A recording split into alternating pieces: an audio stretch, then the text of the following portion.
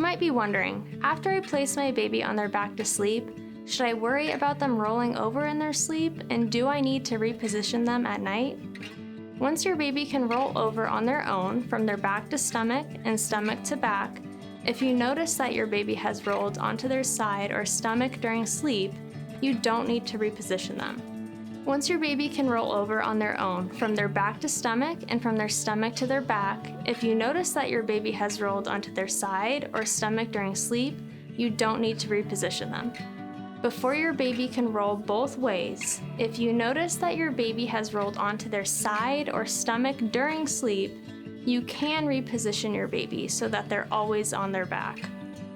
You might also be wondering about swaddling. When your baby begins to attempt to roll over, usually around 3 months of age, it is not safe to swaddle your baby during sleep.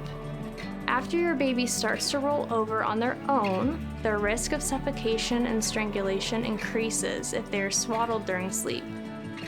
Before your baby starts to roll over on their own, swaddling your baby during sleep does not affect your baby's risk of dying suddenly and unexpectedly during sleep.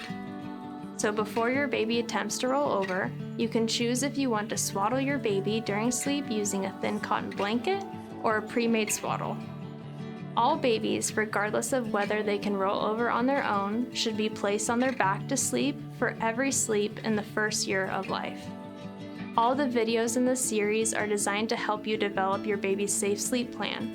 We know you want your baby to be safe, happy, and thriving, and we're here to support you.